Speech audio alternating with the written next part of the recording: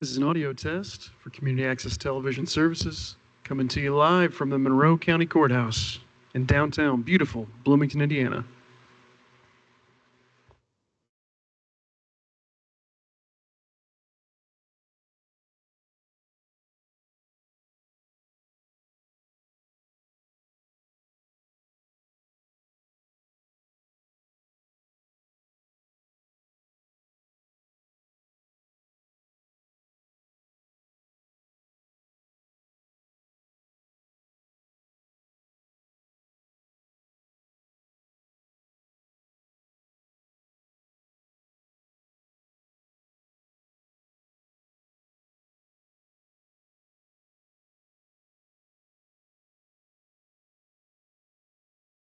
Yeah, just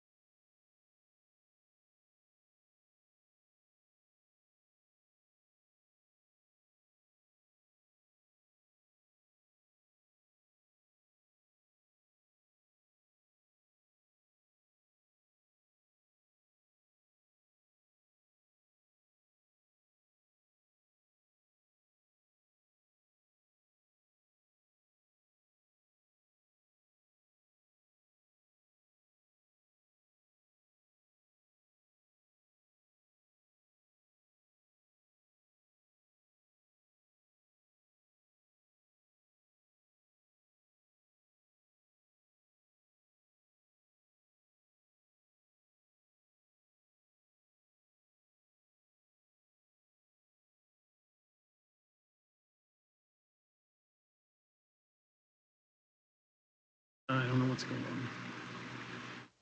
Hold on a second.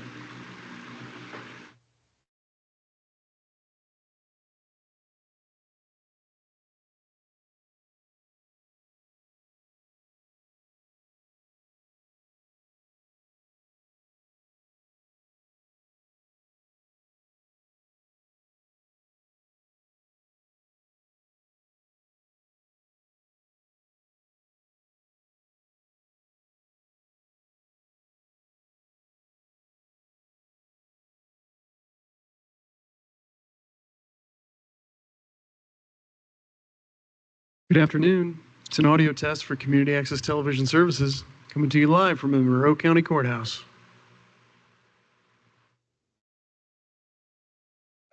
Thank you.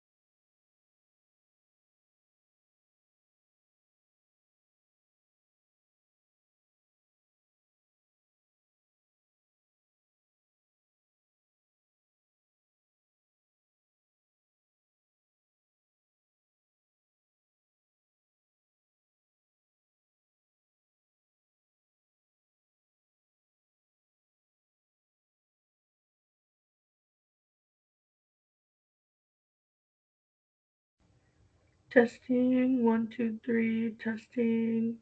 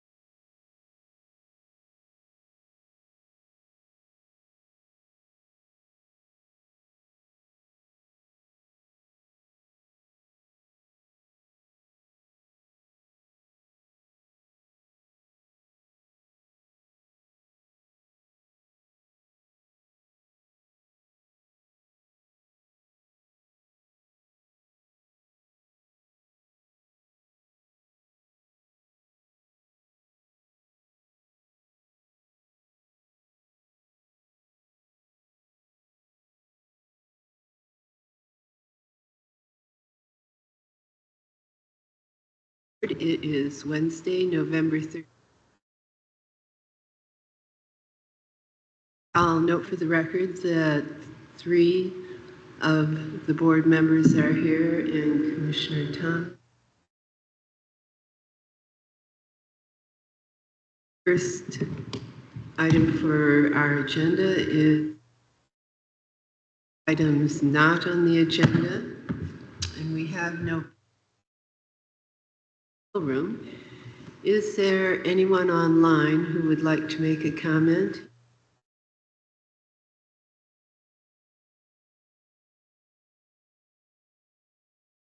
Move your mic around close to you because it's not picking you up. At least we can move these around.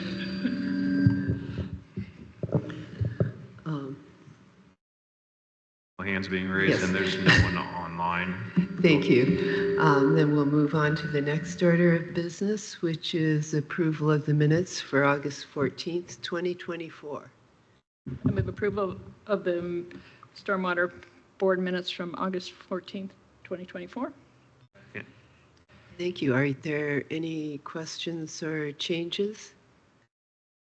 I sent one Scrivener's error to Ms. Titonia earlier, and she's taking care of it, I'm sure. Okay, thank you. One brief comment, since next month is November, or oh my gosh, December. I just wanted to give a thank you to Donna Barbrick for taking the minutes over the year, since might be one of our last meetings of the year. So. Okay. Thank you. Then all in favor of approving the minutes, please say aye. Aye. Aye. Thank you. The minutes are approved. And our next order of business is the stormwater expenditure reports for August, September, and October of 2024. We don't have October. We'll do that December. I took a vacation. Good for you. Much deserved.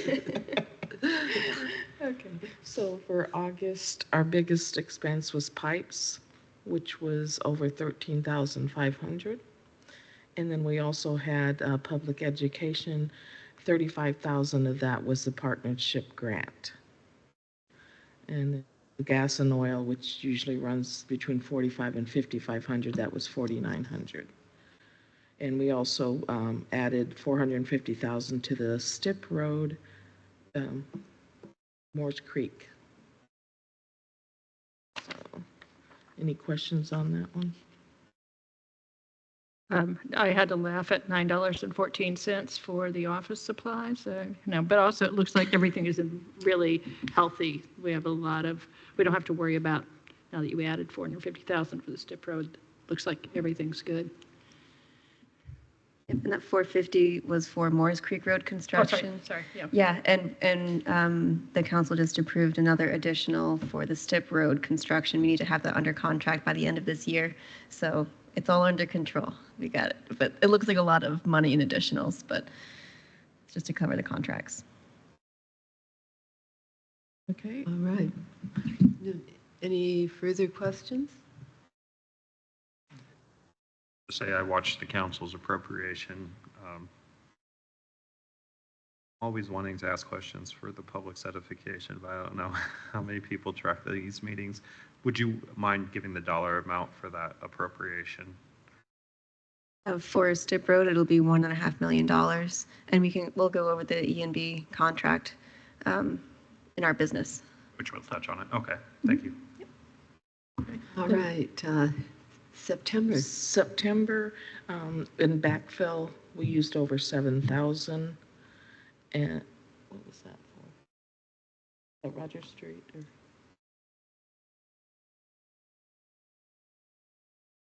And just the gas again was $5,333. And Stip Road, we paid out over $7,200. Any questions? The travel and training, was that for INASM? Yes, that was for the Indiana Association of Floodplain and Stormwater Managers. Myself, Erica Penna, Adam Ricker attended that conference. It included an overnight stay. It's in Michigan City. They had the Indiana Geographic Information Council up there. Nice location. Hope you enjoyed it, next to the dunes.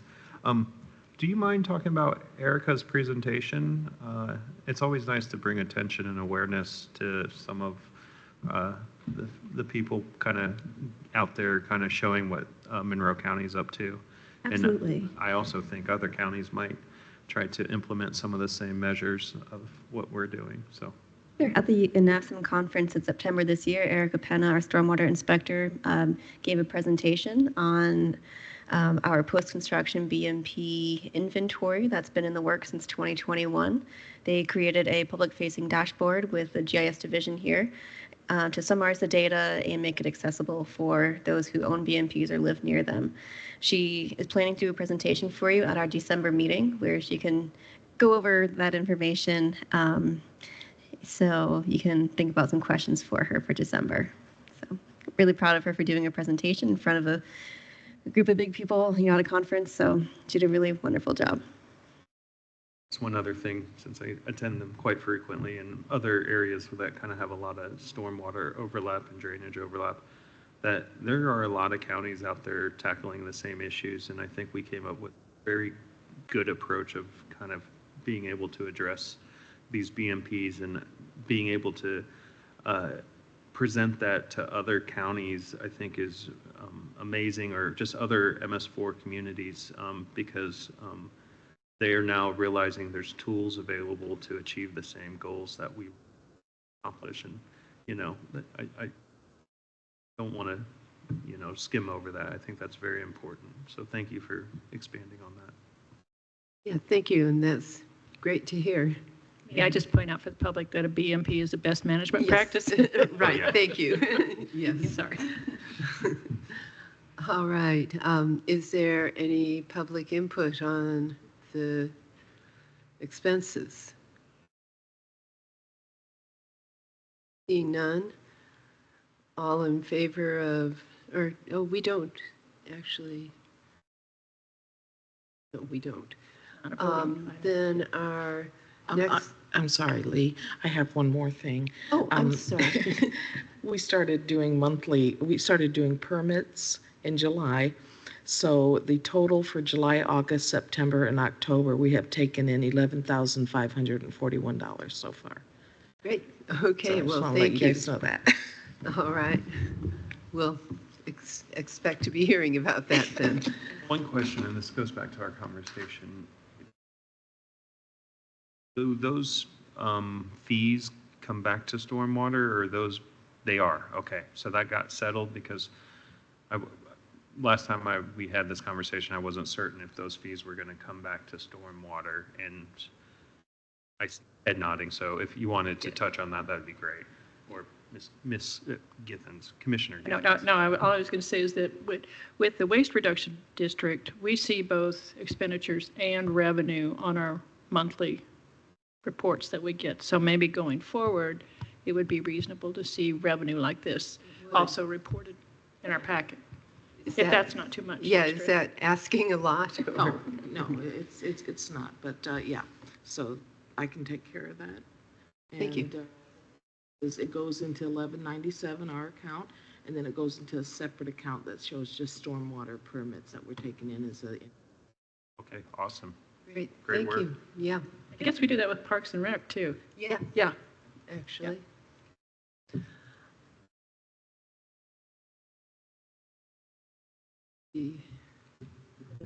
So our next order of business is the 2025 Stormwater Management Board meeting dates. I assume you've looked at them. Kelsey, you had mentioned the other day, is that something you want to bring up now? Yes, I would, and I'm about to share my screen with an updated version. Okay, so as of yesterday, the Drainage Board approved their 2025 meeting schedule, and we have some limitations on what week that board can meet due to some other conflicts. But My eyes can't see the screen. Could you make Oh, it? sorry, Could you enlarge it? Sorry. Is that the same one that you passed out on the Yeah. desk? That's the same one that's in the packet. Yes. So No, when you it's said not. updated? the no, packet it's not. hasn't been updated. Okay, just the January 8th, as I keep Yes. looking. Yeah. Sorry, I was too quick. Yeah, so it's a lot for me to prepare packets for board meetings in the same week. If we can stagger them, it makes my workload much easier. I'm wondering if we could change the Stormwater Management Board meeting to the first Wednesday of each month. Then I'll have Drainage Board on the second Tuesday. That gives me a little bit more time to prepare packets. So there weren't any major holiday conflicts except for January, so I kept that as the second Wednesday, but everything else should be the first Wednesday. I said this removes the conflict with the Capital Improvement Board meetings, which I think is a benefit. The only close meeting to this is the BZA meeting, Board of Zoning Appeals at 5:30 p.m. in this room. But I talked to planning, they have it set up very similarly, so should have plenty of time between those meetings. Would you like more time to review these dates and maybe take it to next month's meeting, or? I'm fine with it. I think this is really my only Wednesday meeting at 3 o'clock, so it's not going to interfere with. Yeah, I actually like getting it off of the second week of the month because there's an awful lot that goes on then. So, yeah. The only thing I was thinking of is like, is there any need for us to meet due to drainage board or planning? But no, we're kind of outside of that, and that's always kind of a consideration when we're looking at the drainage board schedule. Yeah. Are we approving these? Are you comfortable? I'm not going to be part of this going forward, so you have to understand too that there may be a change, request for change. That's true. I did mention that the other day, yeah. Well, we'll just. But we still need to, we're required to do this, yeah. So let's hope for the best. Okay. Yeah. So I move approval of the 2025 meeting schedule for the Monroe County Stormwater Management Board as presented to us in person today, and I'm sure the packet will be updated. Second. Thank you. Is there any public comment on the stormwater meeting dates? Seeing none, all in favor of approving the 2025 Stormwater Management Board meeting dates, please say aye. Aye. Aye. Aye. Motion passes. And our next order of business is E&B Paving, the Stip Road Construction Contract Award.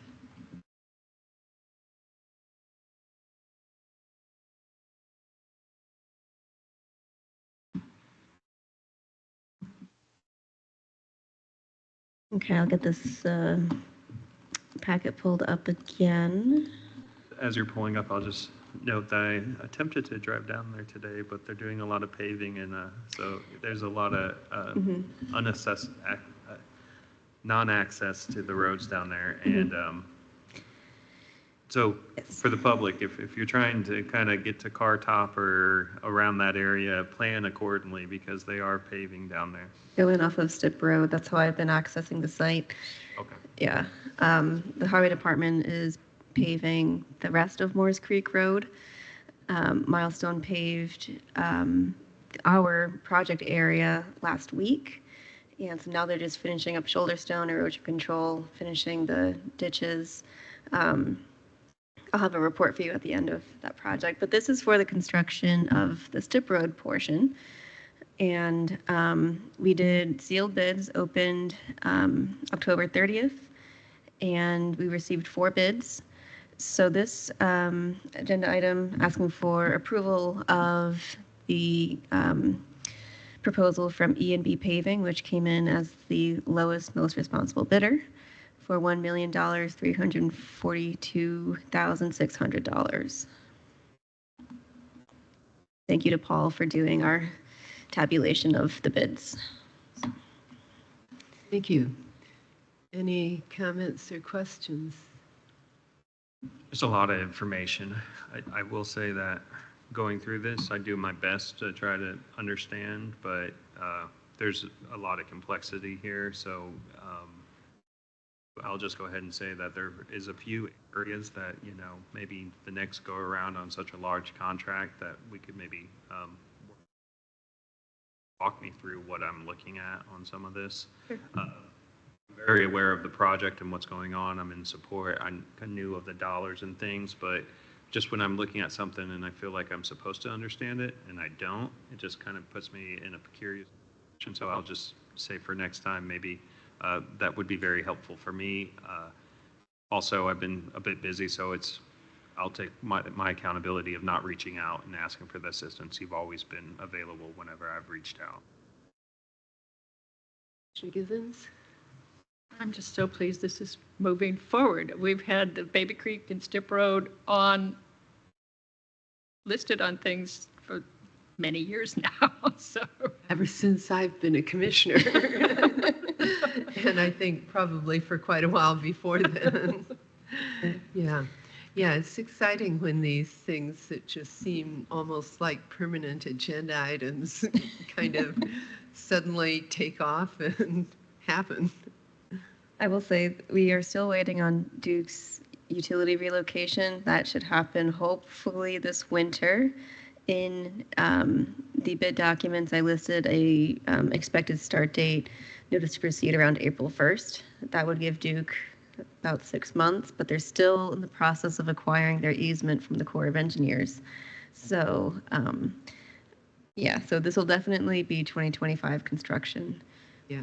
Okay. I can imagine that might be slow going, but hopefully they'll get it done over the winter. I guess I have actually a question, and it might be easy as far as how things will work, but I'm not certain. With the council kind of making the policy where they don't want to encumber funds, and we were talking about this actually taking effect in 2025, but then we just recently went and got the additional appropriation so we could actually have this contract signed by this year. How is that going to work? Are we an outlier? Is there certain exceptions, or could you touch on that? Yeah, we did add this into the 2025 budget, but we had to ask for the additional because due to our water permits, we were required to have it under contract by December 15th of this year, or else we would have to redo all of our water permits. So there are kind of two things happening there. So we put it in the 2025 budget after you had already seen the first draft. So that was one of the major changes I brought back to you before you approved it, is we did add the Stip Road construction into that amount. Lisa, I see you around. Do you have anything to add? The only other thing I was going to add, I don't think we can award it without having the funds in place. So that's why we had to do, and this was, the way we did it was direction from the council office to appropriate, go in for the additional. Then we won't most likely carry it over because they don't want to encumber. And then use the funds that's actually appropriated for 2025. But we wouldn't be allowed to award the project without making sure we have the funds in place. So we wanted to take those extra steps to make sure we could award it and be ready to go in April. Okay.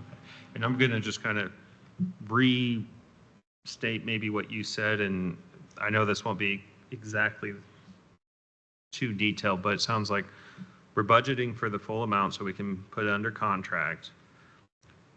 As the new budget cycle comes, we most likely won't spend that all down, and then we'll have that already appropriated, so then we can pay it out moving forward. There might be some other nuances there. It's just something I'm trying to wrap my head around with the new policy, because it makes it really tricky for these larger projects. And I know Lisa has a lot of them, so I'm sure she's figured out a great strategy moving forward. Is that somewhat accurate, the way I just explained it? Because we wouldn't be spending down the money that we appropriated and then spending down all the other money that we have for next year appropriated on the same project. Correct. And if we, the 2024 funds in this account line aren't going to be encumbered. So yeah, like Lisa said, we just needed to have them in the account to award that contract. Okay, thank you. Sorry for that kind of rabbit hole there, but That's great. So do you need a motion? I move that we approve the contract with E&B Paving LLC in the amount of $1,342,600 for the Stip Road reconstruction. I'll second. Thank you. I don't think we asked for public comment, did we? Is there any public comment? Seeing none, all in favor of awarding the Stip Road construction contract to E&B Paving, please say aye. Aye. Aye. Aye. Motion carries. And our next item of business is a request to update the 2025 Stormwater Conservation District MOU to include $5,000 for a summer internship. So I wrote a quick memo to Martha had requested that we use some of the 2025 funds to help pay for an intern next year with the MOU funding. So the Soil and Water Conservation District has a graduate O'Neill Fellow, and this would provide them the opportunity to offer them full year work if they desire, or to hire an intern to help with their summer education programming. We do have Martha on Teams. She said she doesn't have a full report, but she is present if you would like to ask any other questions. Yep, she's waving. Hi, Martha. Hi there. Hi, Martha. Do you want to add anything? Nothing other than the reason that we're asking for Are there any questions, comments? It's hard for me to hear, Martha, but I did want to ask, it's the updating to include $5,000. Does this mean we're increasing the amount in the MOU? It's just reallocation of the funds? Okay, thank you. Yes. So we had removed any discussion of staff or hiring someone with that money. It was all for grant funding. She's requesting to add that back in so they have the option, the flexibility to do it. So this will require us to amend that MOU, but she just wanted to be able to know what will happen so that she can take it to her board and let her interns know what to expect next summer. So the paperwork will come after if you're agreeable to this.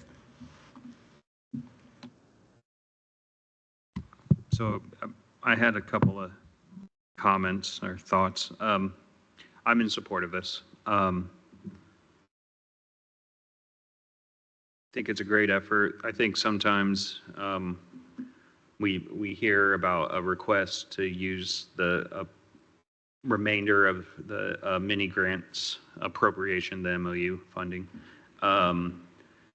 for the subsequent year because they weren't able to spend it down. Having maybe additional help can really I'm back. Sorry. board to kind of utilize all those dollars. And maybe this is an incentive here, but I would be willing to want to increase it by additional 5,000. Maybe not this year, but if they could spend all the funding down in 2025 and they are able to spend down this 5,000 allocated to an internship or part-time, and can come back and present on that, I would be willing to want to support an additional 5,000. So we're not really taking away from the mini grant program, but we are potentially allowing additional help so we can maximize those efforts. That's how I feel about this. Obviously, that's going to be a future conversation, but I just wanted to share where my thoughts were. Thank you. Any I further? apologize. I'm back. I'd like to go ahead and make a motion that the Stormwater Board or the Stormwater Department update the 2025 Memorandum of Understanding with the Soil and Water Conservation District to include $5,000 for a summer internship program. I'll second, and I'm not sure how long you were gone, Martha. I made a few comments that you might want to hear, so if you get a chance to watch this again, maybe skip to the part where you lost connectivity. I will, thanks. Sorry, I apologize. I have to join Teams on my phone because my computer doesn't have the availability to do it, and it just doesn't always work well, and I apologize for that. So, Okay. Is there any public comment on this item? And seeing no public, we'll come back for a vote. All in favor of the request to update the 2025 Soil and Water Conservation District MOU to include a $5,000 summer internship, please say aye. Aye. Aye. Aye. Motion carries. And now we will come to staff reports. Monroe County Water Quality Monitoring. Kaylin Berkey. Sorry.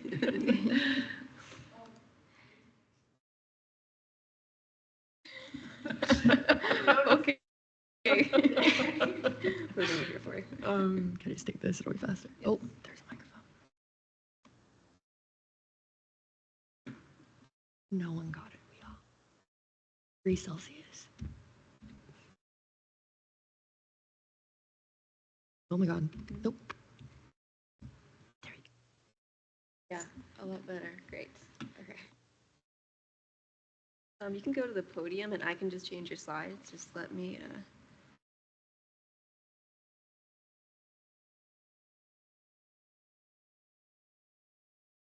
If you'd like to state your name for the record.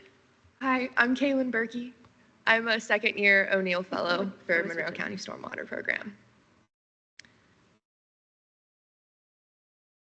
There we go. Okay. All good? All good. All right, so today I'm going to give a little bit of a debrief on the first 8 months of sampling done under the Water Quality Monitoring Program. It started in January of this year.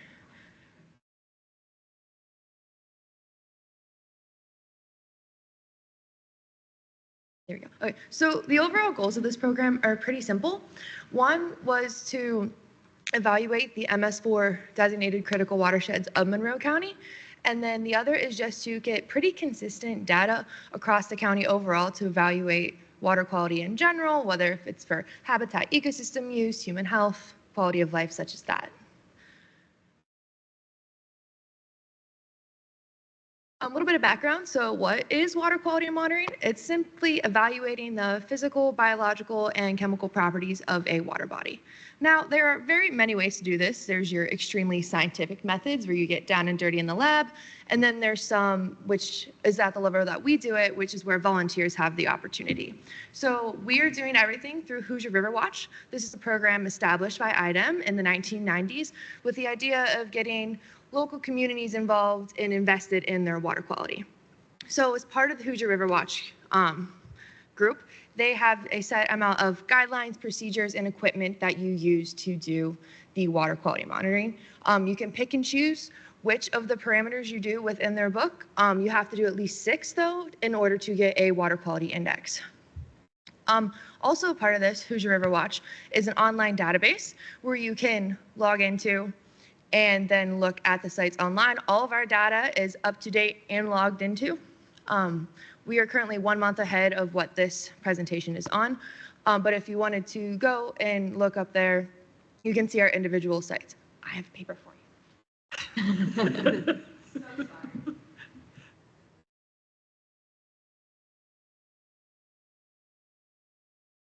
Thank you. I have it right here. Oh, Tina wants one. Thank you.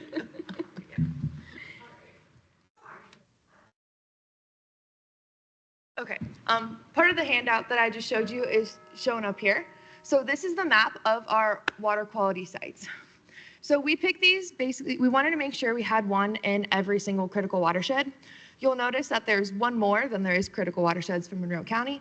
That is because we wanted to be able to compare water quality upstream of the Monroe County Airport versus downstream. So those are your sites 4 and 5 on your map. We base these off of accessibility. So is there parking nearby? How far is the walk? Do we have to carry the equipment? What is the landscape? So is it very heavy wooded, more rural area that's not developed? You can't just walk up to the stream brink.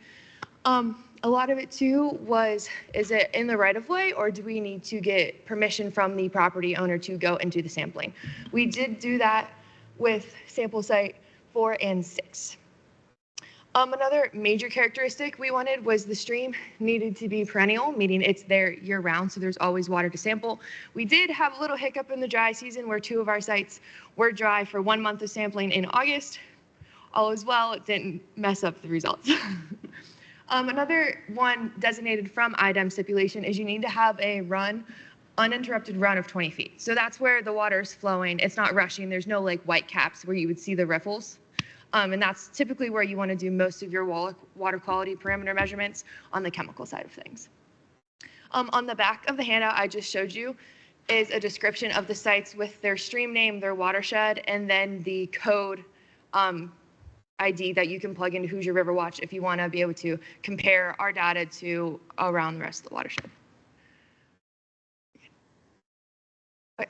So to measure water quality, you have to do certain water chemistry parameters. Now these have the physical and chemical components that I mentioned earlier. Physical parameters that we chose to measure are temperature change, which is each of our sites, we have 3 transects, and each transect is 60 feet apart. So we take temperature at the most downstream transect and the highest upstream transect, subtract it, that's your temperature change. Turbidity is essentially water clarity. So the higher the turbidity, the farther you can see. We like clear water. Chemical components, pH, so acidity. Dissolved oxygen is the amount of oxygen in the aqueous form that can be used by the an ecosystem and such. And then phosphate and nitrate are more related to nutrient pollutions in your agricultures. They're naturally in a lot of systems, but if they're high, then it can lead to excessive algal blooms and other problems in hypoxia in extreme cases. So these terms are combined to evaluate water quality under a WQI, or a water quality index. Now this is ranked off the EPA, and if it has a water quality index from 80 to 100, it's considered healthy and good on both the habitat and human side. And if it is between 70 and 80, it's considered fair but needs improvement. And then below 69, from 69 to 0, is poor, needs fixed, immediate attention. So obviously the goal from this was to see where our watersheds fall on this scale. So first we're going to look at turbidity and pH. Now, our turbidity is a little limited based off the Hoosier River Watch methods because we only have a 60 centimeter turbidity tube. So the ones in green are capped at 60 centimeters. They could be much greater than that. We just don't have the ability to measure past. And then for 1, 5, and 6, the turbidity ratings that were lower all occurred after rain events, which helps like stir up the sediment and stuff like that. And then pH, pretty consistent across the entire county, which is good. You don't want pH to be lower than 6.5 or higher than 8. And as you can see with the county average, we're doing pretty good, staying right around that neutral level of 7. So next, DO and temperature. So DO, you don't want it to drop below 4. That's when you start to have issues with the aquatic organisms, macroinvertebrates, and fish. Across the county, pretty consistent, no real issues there. There are fluctuations between the seasons, but this is taken over an average. It has winter, summer, and spring all in it. So it's pretty fairly spread out through the year. So this could be considered more of a yearly average. I'll see if it's more how it holds up to after I add in the next 4 months of data on top of it. And then for temperature change, you don't want it to be higher than 2 degrees Celsius. So as you can see from the graph, our highest isn't even at 1.2, which is pretty good. We obviously would like it to be under 1, but you also have to consider that we are using a thermometer that you can cook a turkey with, essentially. So it's not very specific, so you have to account for some variations, at least to the 1 degree mark. So next is your nitrate and phosphorus. We haven't really had many hits on these at any sites, with the exception of Acuff Road a few times, which is site 1, and then 5 and 6 was a one-time occurrence, kind of random. So we haven't seen any issues with that and haven't looked farther into it. It has happened 3 times for phosphorus at Acuff Road and once for nitrogen. So we will be more closely looking at that, especially more into the springtime. agriculture, farm runoff and stuff like that. But so far, none has surpassed the level that has any form of concern with hypoxia and eutrophication. The last two is WQI and discharge. So as you can see, we are well above the 80 range in all categories, with the lowest being around 86 and the highest up around 93. Across the board, when you look at it, 4, 5, and 6 are the sites that are in our residential areas. So you expect them to have a lower water quality index simply from human impact, whereas 1, 2, and 7 are in rural areas, in a park. Very good. 3 is up in Ellettsville in a rural area, but it's by a recycling plant. Ellettsville's recycling center. So there's a little more human impact there, but it does tend to have more natural meanders in the stream, more natural environment. So it's a little on a different scale than 4, 5, and 6. When looking at discharge, I just threw this in there so we can really see the wide variety of streams that we do have in Monroe County. And even regardless of the ones that are extremely small and don't move much water, they are still relatively important, and especially in evaluating overall county quality. So we want to evaluate sites 2 and 7, 2 Jackson Creek and 7 Clear Creek, because south of Bloomington, they do merge together into one stream. So we wanted to first evaluate them individually to see if there was a point to adding another site downstream after they combined.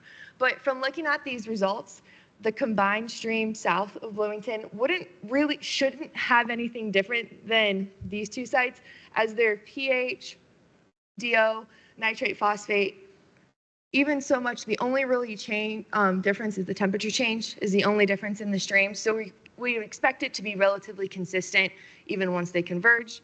These are 2 of our better sites. They are down near Jackson Creek Park. Both have very high water quality indexes over 90.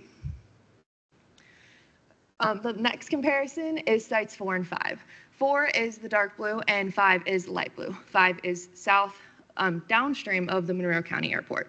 Now, pH and DO, pretty consistent across it. Where we have the most change is in turbidity. Now, this can also be related to the change in WQI that you see on the farthest right of your screen.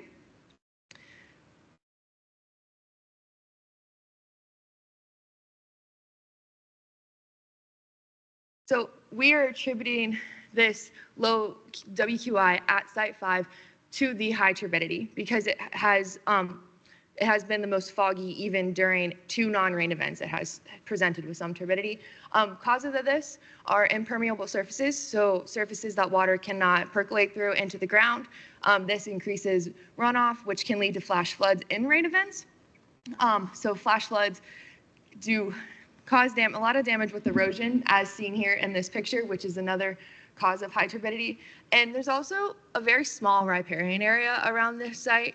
So really only like 3 to 5 feet, 10 at most, around the curves of vegetation. So there's no buffer, there's no absorption of any of that excess water, which is really emphasizing the flash floods. And that, for reference, I'm 5'10", that's above my head by a solid 7 inches. And that's just one of the streams. Yeah, and this is one of our smaller sites. So flash flooding has led to erosion of over 6 feet in height. Our next steps are bridge sampling and biological oxygen demand. Bridge sampling, basically the exact same water chemistry parameters we're doing now. We would just use a bucket and a rope, drop it into the stream. The hope of this is to simply, when there is rain events, and some of our sites are too dangerous to go to after rain events, if the discharge is too high, this allows us to stay consistent with our monthly sampling. And then biological oxygen demand is another water chemistry parameter. It's basically how much oxygen is in the system for organisms to be able to use for nutrient cycling and such like that. That will be added in, I think, January is what Adam and I discussed. And then in conclusion, overall, the first 8 months of sampling has shown that the water quality around Monroe County is fairly healthy, 86 to 93. I would say we're pretty high up there on the scale. The largest decrease has been caused by turbidity, and as far as red flags go, that's a decent one to have because it's easy to draw conclusion about what is causing it. So it is fixable. And Site 1 on Acuff Road is really the only one that has been at risk to nutrient pollution. And as previously stated, we will continue to watch this to make sure there's no extreme spikes that need to be addressed. Thank you so much. That was really very interesting and very reassuring. Do you have any comments or questions? That was very well done. I was going to say, did you know anything about water quality before you started this internship? Yeah, I have a background in chemistry and I focused on water chemistry. And now my master's degree has a concentration in water quality. So a lot of my background has been in this. I'm trying to hopefully apply the chemistry side of things more into water quality because in the past it's been less science and more just using policy to fix it. So there's starting to be a shift of incorporating more science into the policy and implementation. So I want to go that direction. I like that. Thank you. Yes. Mm-hmm. Yeah. I thought it was awesome. I almost felt like I was at one of the 30-minute blitz sessions at the Indiana Lake Management Society. It was really well done. I just have a few comments. I think, when you were at the conclusion slide and talking about, the condition of our water and that we're in good shape, it would be nice to maybe have like an asterisk underneath in like red or something where it's not in good shape, just for like folks that aren't familiar with that. I think that would be very helpful. I think that could even, help, create change or accountability or, prioritize efforts by having that type of information there, not just like we're in great shape, but this is what we want to avoid kind of feedback. Also, I see that this is a ESRI map. Is this part of the county's ESRI or is this part of the Hoosier River Watch? No, this is on the county's GIS database. I wasn't sure. Lynette went through and helped me make it in the fall. Okay, great. And I love that. And I think another great way to kind of inspire people to kind of really think about this and be aware and bring awareness to issues or, even on the flip side of that, showcase how great you're doing. I think the data visualization is a great first step in accomplishing those goals. And I was just really excited to see this. So thank you. Nice.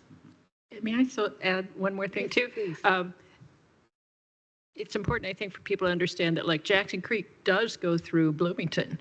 And so the fact that it's this healthy, it's either that people in town are doing a good job or that some of these things are being naturally filtered out before they go on to and join the next kind of part of the watershed. So yeah, I mean, there was one point, Jackson Creek is right behind my house. And I can remember years ago going out there and finding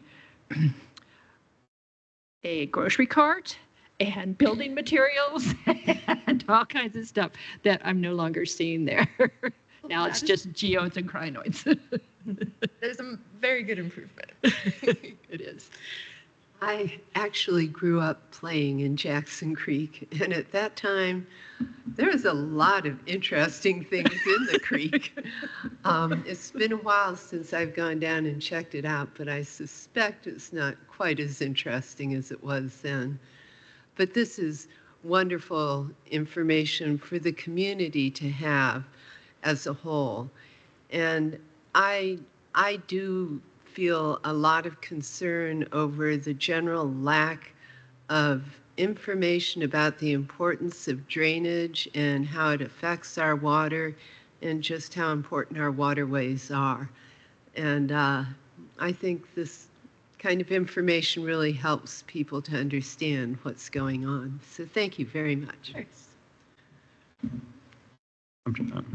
I'm sure we want to move on, but just to that point, I think we have developed a program, a GIS program in the county where like this could be public facing. Mm-hmm. And as these results come in, we can kind of pancake those all into one point and just kind of click through them and kind of have an analysis of like how things are, being impacted from every time you go and monitor that area. So if that's anything that is beneficial, you already have the data. It's probably already formatted where it would be an easy kind of lift to build out something that's public facing. We have a website where we can host that, and the public can come and click on these and get this analysis whenever they wanted. So I just wanted to share that and offer that support if that's a direction you want to take this project.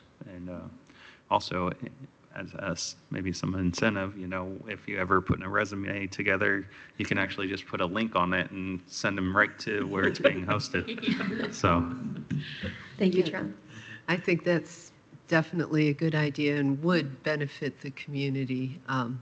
And hopefully, if that is pursued, once it happens, you'll come, or someone will come to a commissioners meeting and inform the public about it and about what's available.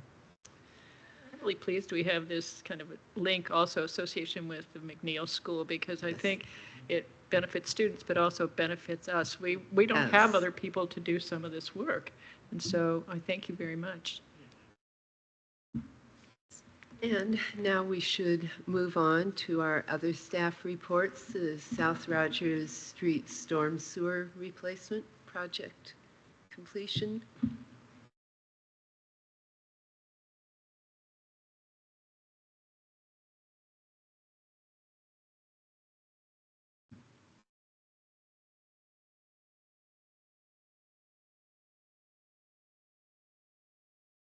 Hey, I wanted to show you some pictures of a project that our stormwater crew recently completed in October.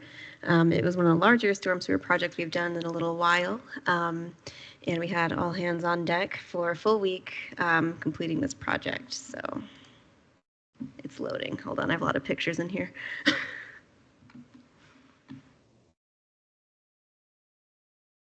In the meantime, I do want to thank Kaylin for all of her work on this monitoring program. She started here and I told her we're starting at square one. And so she designed the program, did all of the quality assurance planning for it, sample site selection, and she's been working with Adam on all the field work. So thank you to both of them for their hard work. And eventually we will, you know, invest in some higher quality sampling equipment, like a better thermometer or something. There are things we can do to get like probes and a flow meter and just keep improving the quality of our monitoring program. So Hoosier River Watch is great for general high level knowledge, but you know, we didn't do anything with biological communities like E. coli, where we have TM deals for E. coli in the area. There's so much more we can study, so this is a really great start to that. So. Well, and at one point when there were a lot of PCBs in Clear Creek, right? Mm-hmm. Yeah, and probably still, but. And Richland Creek was very, very affected by them. Yeah. We probably won't sample for PCBs because I don't know if we can do much about that. With a lot of that information is available from CBU. They've done sampling ever since the 70s, maybe. But it's important for people who fish in some of those streams or catch crawdads or anyway, source food from it. To catch for a while. And the state does do fish tissue sampling. They've sampled for PCBs. And so they will rate the streams for suitability for the fishing, swimming, recreation. Another presentation for another day. All right. So this culvert replacement project on South Rogers Street, it's just south of the post office.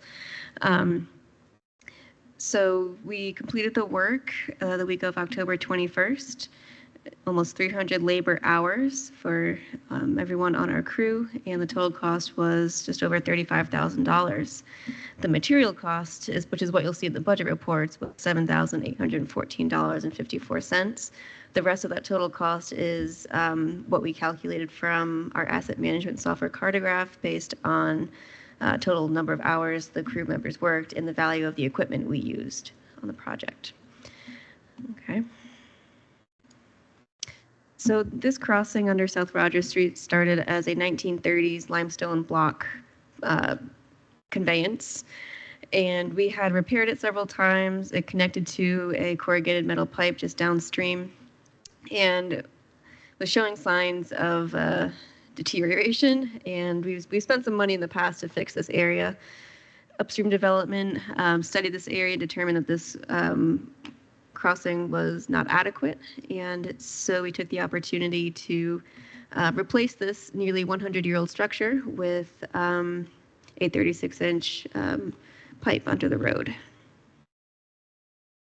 This is the original limestone label on it from the WPA program from 1930s. So the limestone is gone. We dug a trench.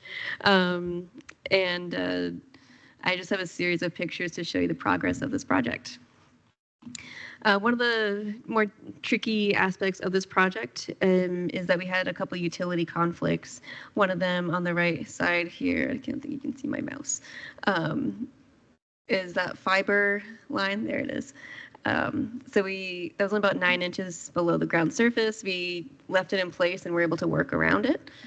But we also had a 6-inch water main on the other side, basically at the edge of the road, that we had to be very careful with. We were working very close to the water main and closer than they'd normally allow contractors to work. So we had CBU's inspector out there. We dug by hand to find the water main and took protections needed to make sure that it was protected, and we did not have any issues. So kudos to the crew for their patience, their hard work, coordination to make sure that the utilities were protected. So that's another picture. This is the bedding for the manhole, and just on the edge of that is the 6-inch water main. It's a little bit of a delay as I'm changing slides. Okay, there we go. All right, so that's Bobby taking the straps off. We're ready to unload the 6-foot manhole that we ordered. We had to do a larger manhole in order to accommodate a 36-inch pipe. Normally we would see like a 4-foot manhole, but this had to be much larger to maintain structural integrity and fit a larger pipe. That's Jason Moore. Adam was operating, Adam Edwards, setting the manhole, and it took us about 4 tries maybe to set it where we wanted. It was a little bit too high at first, so we kept having to dig down a few inches. Jason was back and forth measuring the elevation of the other structure uphill to make sure it was set at the correct elevation. So our operator, Adam, was very patient and had to pull it up a few times to get it set at the correct height. The crew here, they're adding the glue mastic to the top of the structure. We did 2 rows of that, and then the top will go on in the casting. There we go. So placed the entire structure, castings on it, everything is in place. That was probably the most meticulous part of the whole project, because that determines the slope of the pipe and the elevation of everything. So they did a great job coordinating and working together on that. Also very dangerous because you're lifting up a huge piece of concrete, and they were all did a great job. Then the 36-inch pipe went in under the roadway. And the pipe was mortared into the structure. So they mortared basically where the pipe goes into the structure and around all the joints. They did that one, and they also did the one across the street. After everything was mortared, we did backfill. We chose to do what we call flowable backfill. You could backfill with clean stone or native material. Stone is usually in our standards. Our crew backfills with flowable fill, which is a little bit more expensive, but we don't have to worry about any sinking in the roadway. So it's really strong. And I especially wanted to do this because I would normally require a reinforced concrete pipe under a roadway like this, but due to some of the space restrictions we had, I had to go with a corrugated metal pipe. So we decided to backfill with flowable for that extra structure. Okay. Then we had to do the downstream pipe that went between the homes out to a ditch that then went to Clear Creek. So again, 36-inch pipe. We added some straps, rebar, and extra concrete around this because it is close to the floodplain. So that adds a little bit extra weight. We only had about a foot of cover on the pipe, so that would make sure if we had a high water event that it would not float away. After that, we were ready to, this about Thursday at this point, we're ready to finish the patch in the road, and we did that last 11 or 12 inches with concrete. So everyone had their job and task to do here. They all did a really great job working together to finish that road patch, get the concrete done. And yeah, it was really, really great to see. Washed out in a little bag. You can see the white bag back there. And yeah, so this is the fresh concrete at the end of the day. We gave it at least 24 hours to cure because it was such a deep patch. So we had the road closed through the end of the day Friday, even though it was poured on Thursday. And you can see we also had to bring in some topsoil. We exhausted our reserves at the garage, and so we had to purchase some topsoil to finish this out. But trying to get everything to drain towards that casting, which ended up being a couple inches higher than we had originally planned, but that's how things happen. So they made it work. And yeah, this was the Friday of that week. They were able to open the road. Everything went on schedule. So the weather cooperated. The neighbors were incredibly patient with us. The October foliage was showing off. It was really pretty. So this is what it looked like when we opened the road at the end of the day on Friday. The following week, we went through and did some stabilization work. It was very windy that day, so we will need to go back and redo some seed and straw. We've also had some rain with that the ditch that goes out to Clear Creek. So we are going to go back and work with the property owners to make sure that it gets properly stabilized before the winter. We did have only one minor little accident during the project. We found the property owner's septic tank. They had told us, they thought it was in a different area. We had driven a truck back there, just was backing it in to be able to receive material that we were excavating. It was a very old tank, and we got someone on it right away, and we replaced that for them. It was about a $4,000 mistake. But the property owners were very patient with us and worked very well, so we went ahead and fixed that for them. But other than that, everything went very smoothly. So yeah, you'll see that it's all stabilized there in their backyard. We also had to move that pine tree, which I really hope it lives. We weren't planning on having to move it, but the guys were great. They also saved that ornamental tree on the side of the house. They made sure to protect all that. So they do very careful work. They're really talented guys, and I'm just really lucky that they can do big projects like this, and I'm just really impressed. So that's all of them from left to right: Tim Roberts, Greg Nettleton, Adam Edwards, Bobby, and Mike Betcher, who just gave us 2 weeks notice, and he's no longer working for us. I know. And then Brendan Pratt and Jason Moore. I got this picture, and I was like, it's because I took a group picture of them that one of them gave their notice. But so no more group pictures. Yeah. No. But yeah, I think they all do a great job. So I wanted to show off what they do for you.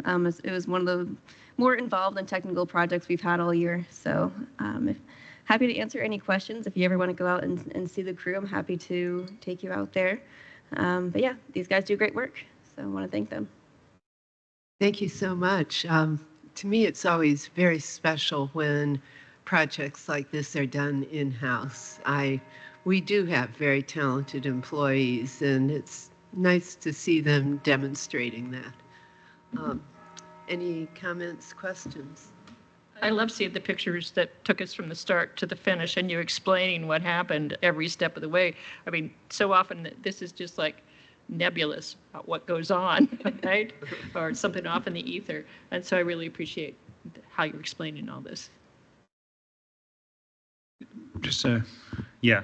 I agree that it's kind of neat. I just have a couple of quick questions. The first one is with the fiber optics, I guess, or in avoiding that. Did we know that that was being installed so close to any of our infrastructure? I'm not typically notified. The Right. only notification we get is Ben Ayers may have a right-of-way activity permit, but usually we don't, no. Right. They And do relocations if needed, though. That one, we had called them out months ago, and they looked at it. We excavated it to see how deep it was. We knew where it was, and checking with the company, we agreed that we could work around it. They could relocate it if needed. I've just heard a lot of grumbling of installing fiber optics and them just punching holes through our pipes and stuff, Yes. especially with some legal drains with other counties. And that's kind of the impetus of my question. So that's good. The equipment we saw them operate, is that rented or highway? The only thing we rented was actually the one little piece of equipment in this picture. They call it like the little dingo. It's the one you stand on the back of it and has a really tiny bucket. We needed that to be able to get in between the houses. And the backhoes and all that, that was ours as in stormwater or highway? Stormwater and highway. So the large 320 excavator we actually borrowed from the bridge crew. Okay. And I do want to give the highway department and bridge crew a lot of thanks for coordinating with us. Because yeah, they were also on site earlier in the week coordinating that excavator and working with us on that. So thank you to them. And then the crew that you referred to, that's the stormwater crew. This is all the stormwater crew, yes. Right. But highway and bridge crew also help us with some projects. For example, I was out on Gifford Road this morning with the crew, and there was a highway staff Okay. crew member out there helping. So And then, well, I guess this is probably the largest pipe installation that we've seen since we've talked about, the collaborative efforts with highway and taking on larger piping and culverts and things like that. So I'm just trying to kind of get a good sense of, where the stormwater dollars are going and then how that is somewhat offset with highway equipment and other things. So, where we're balancing those investments or those dollars. Sure. I'm a That'd be- little of an outlier since, I don't do anything that's related to highway. So these questions are due to that. And I kind of want to make sure as these move forward, I get a good sense that, there is a good balance of efforts. And then I guess my final question is, what happened there? What goes on when it floods? Like, does it, because it looks like that would pond onto the neighbors mainly, because it looked like a pretty steep drop on the other side. yeah, the tree line there is basically Clear Creek, and these rear yards here are floodplain. Okay. So it will flood, but we have the laser level and have that ditch with enough change in slope. So when the floodwaters recede, it'll drain. So prior, when the water would pond up, was it ponding up on the road or on the yard, or what kind of impact was occurring? I am not knowledgeable of any roadway flooding, Okay. but there may have been upstream issues. But the fact that there's so much development in this watershed directly upstream, it would only be exacerbated by that. So replacing this, we would ensure that it can handle future events. And what would be neat as we continue to kind of maybe look at how stormwater benefits highway and highway benefits stormwater is really getting a good mapping of our ditching efforts and things. So as if the water is being conveyed and we put in larger pipes like this, and there's opportunity to create more connectivity so it does kind of flow to one spot that kind of has the infrastructure to facilitate that type of water conveyance needed, then, that would be another great step in this approach of kind of finding that balance between both efforts. So sorry for the number of questions, but this was brought up in May. We talked about a little bit through budget cycle, and this is the first project. So I just want to make sure I'm following along as best as possible with some of the efforts taking place that benefit both departments. But the greatest thing, and I know we had this conversation, and my colleagues have kind of made it clear that, being proactive will mitigate other costs. And, this is, I don't necessarily see that as closely as my colleagues in the county commissioners do. So thank you for expanding on some of those questions. And thank you for allowing me to, have this dialogue so I have a better sense of how these efforts are going to move forward. I will say Lisa is no longer in the meeting, but I can talk to her about some of your questions about how highway and stormwater work together. We track everyone's hours and equipment usage and cartographs, so I know we have the data. Lynette could easily pull it. She's just very busy. So I will talk to Lisa if that's something that she can work with Lynette to come For up sure, with. but even just this was great because it shows the before and the after, and it shows different types of equipment and what kind of demand really goes or is needed for a project like this. So I really appreciate it. Thank you. All right, let's move on to the staff report on the Moores Creek Road project update, which is near completion. Yes, so I have some pictures from our November report from Lockmuller Group, our project management consultant. These pictures are all updated, and he texted me some pictures of it newly paved, but they didn't make it into the packet. So, like I said, so I included our November report, which has some pictures of the progress on Moores Creek Road.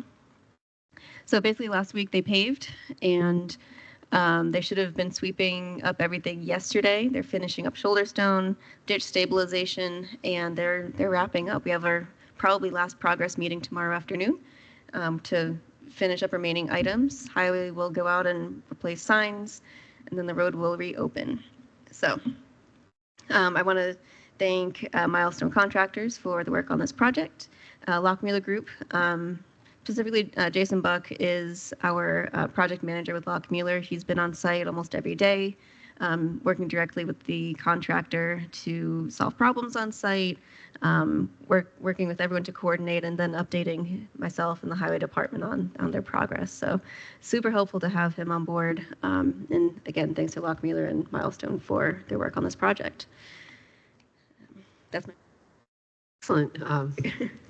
Another one that's been around forever. Well, the two really kind of go together, but yeah, it's great to see it being finished off. Any comments or questions? Just one brief one. I think this is a great pilot project to show the public what we're doing. So maybe we missed the opportunity to do before, but a drone flight afterwards and just a short 30-second video, because we're talking about millions of dollars, and being able to do a promo like that of this is what Stormwater's doing, I think would be amazing. So I'll just leave that there, maybe for our next big project. But I really think that there's opportunity here to promote and bring awareness of the Stormwater program, as far as doing a aerial shot of all this progress, because there was a significant work that went into this. Maybe you lost power. Sorry. I had. Sorry, my computer had just decided to turn off, and I wasn't sure what the last item was. Well, the last item, I just put it on there, is the work the crew's doing this week is they're encapsulating a small portion of a ditch on Gifford Road. So I didn't have any materials to update you on that, but I wanted to let you know what they're working on. If you're in the area, you can see what we're up to. In the future, I can provide you more summary on that project, but that's it. So Okay. we'll be on South Shore next week doing some stabilization on the causeway at Lake Lemon. So Thank you. So, are there any further comments or questions from the board? Then we are adjourned. And our next meeting will be on Wednesday, December 11th, 2024 at 3 p.m. I do have a next comment, because I'm not sure if we'll have a November or December meeting. Do you feel like we're certain we're going to have one? Anyway, It's been a pleasure serving on the board with Commissioner Githens. I feel very humbled and honored to be part of these conversations and, you know, the positive impact that the stormwater program is having. And I hope that we do have a December, but I'm not going to miss the opportunity to thank you for your service. Thank you. Thank you, Penny. You've definitely been a very important part of everything that's gone on. Yes. Great colleagues, and I'm so tickled that Ms. Tatonio is leading this department. Yes, yep, definitely a good thing for the county. All right, well, thank you very much, everyone. Thank you.